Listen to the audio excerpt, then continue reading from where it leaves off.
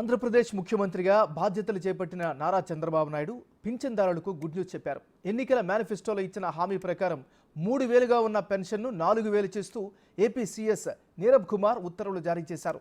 సాధారణ పెన్షన్గా ఉన్న పేరును మళ్ళీ ఎన్టీఆర్ భరోసాగా పునరుద్ధరించారు.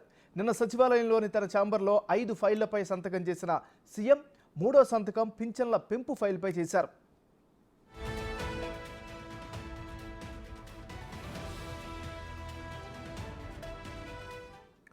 వృద్ధులు, వితంతువులు, ఒంటరి మహిళలు, చేనేత కార్మికులు, మత్స్యకారులు, డప్పు కళాకారులు, కళ్ళుగీత కార్మికులు, హిజ్రాలు, హెచ్ఐవి బాధితులకు ఇక నుంచి నెలకు 4,000 పెన్షన్ అందించనుంది ఆంధ్రప్రదేశ్ ప్రభుత్వం.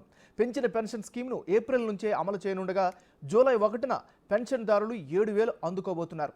ఏప్రిల్ నుంచి 3 నెలల పాటు ఒక్కో నెలకు 1,000 రూపాయలు చొప్పున జూలై నెల 4,000 పెన్షన్ కలిపి 7,000 పెన్షన్దారులు పొందనున్నారు. పెన్షన్ పెరగడంతో లబ్ధిదారులు హర్షం వ్యక్తం చేస్తున్నారు.